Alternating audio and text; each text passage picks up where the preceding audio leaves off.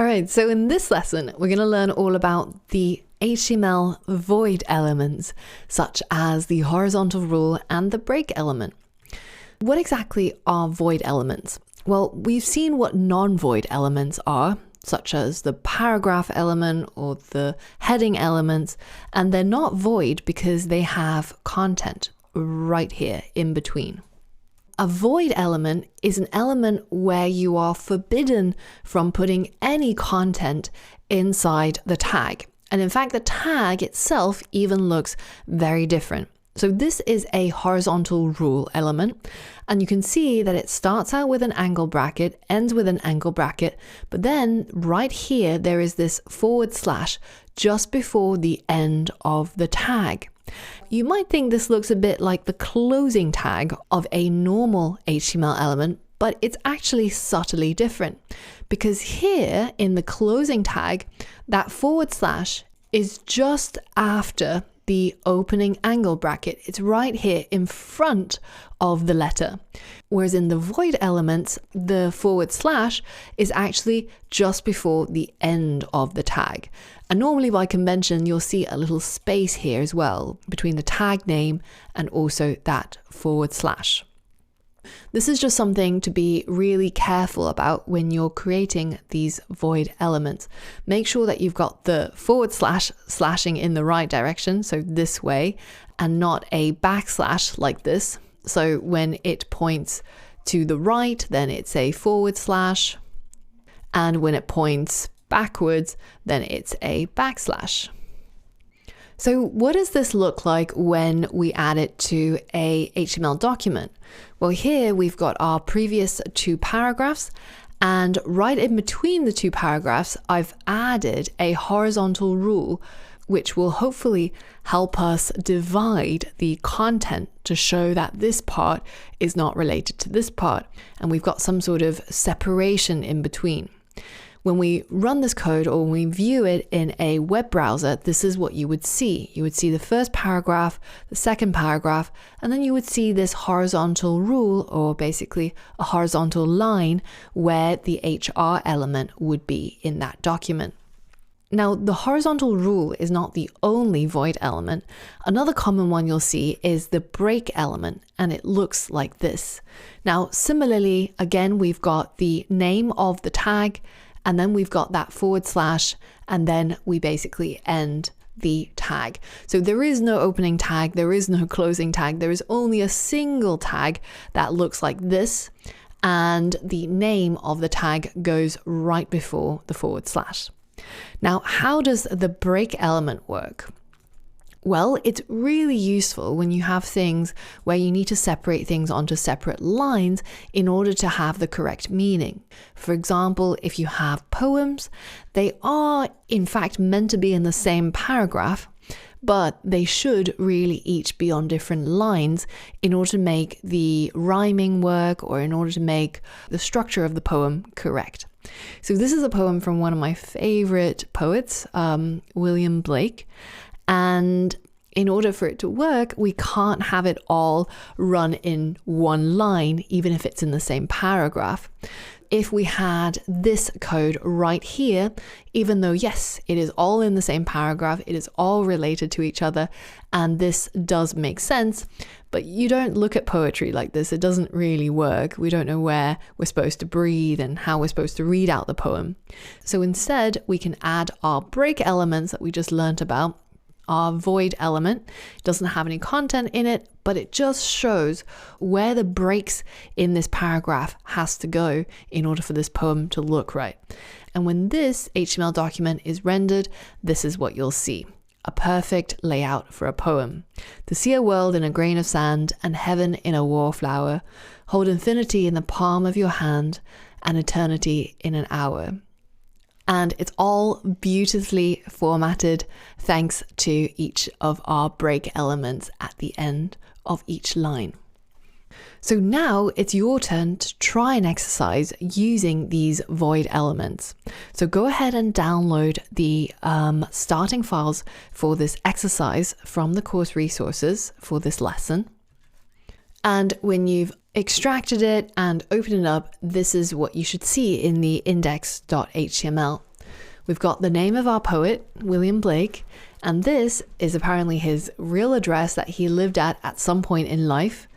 And then we've got 2 paragraphs from Wikipedia, which briefly describes the poet. And I want you to use everything you've learned so far in order to format this HTML document so that it will look like the goal that I've got right here for you. As you can see, this top level, the name of our poet, is going to be rendered as an H1 because that is the most important thing about this particular web page. And then we've got the address of the poet, which is rendered as a paragraph. But notice that addresses, even though they are a single paragraph, they again need to be broken up into separate lines using our break element. And then finally, we've got a horizontal rule that separates the address and the name of the author from the little bit of description of this author, which should sit in 2 separate paragraphs. Now I want you to pause the video and edit the index.html so you end up with this goal PNG when you preview this website instead of this jumbled block of text that we have at the moment. Pause the video now and give this challenge a go. All right, so hopefully you've given it a go and everything worked out. I'm going to run through the solution. So first we said we were going to have an H1 for his name, and then we're going to have a paragraph tag that encloses the address. Now, in order to have that address on different lines, we're going to add our break element to the end of each line.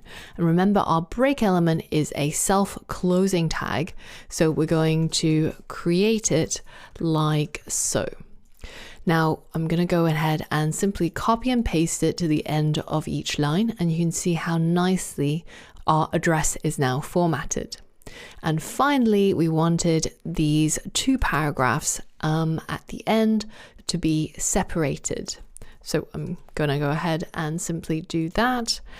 And now we are pretty much golden.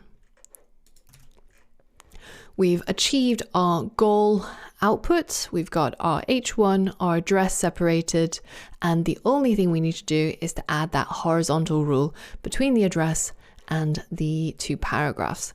Let's go ahead and add the other void element that we learned about, and now we've completed the challenge. And you can check yourself against the solution to make sure that everything that you did looks exactly the same.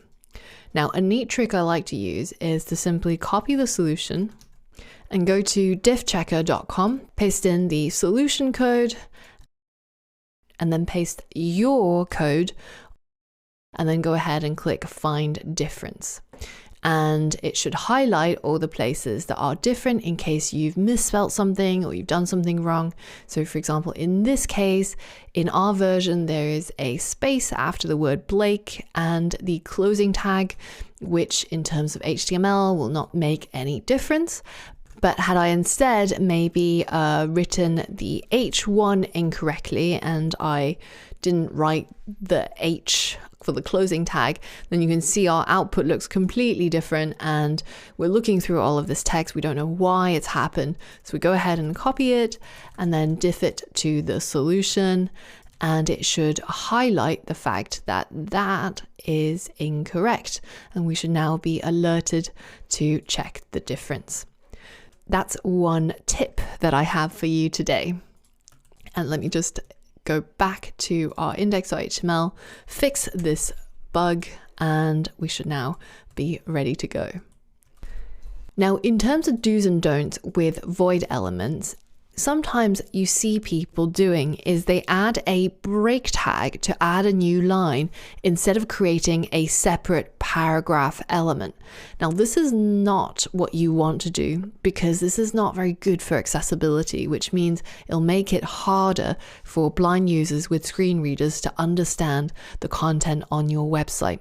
So I recommend you always create new paragraph elements when you have new paragraphs and use the break element only when there is some sort of reason why you would want to separate the different lines in a single paragraph, but it's still is a single paragraph, such as in the case of a poem or in the case of an address that we covered in this lesson. Now, the final thing to mention is that sometimes when you look at the horizontal rule element or the break element, you might see it represented without this final closing tag. You might see people simply write this, and this is perfectly valid HTML. So you could, in fact, have a horizontal rule that looks like this. You could have a break element that looks like this instead of the one with the / at the end. And these are both valid options. You could go for this or you could go for this. As of HTML5, the latest version of HTML, what it's starting to do is it's starting to ignore this / at the end. So it doesn't even look at it. It sees the first part and already knows that a break is a void element and a horizontal rule is a void element. So it doesn't actually need to keep reading.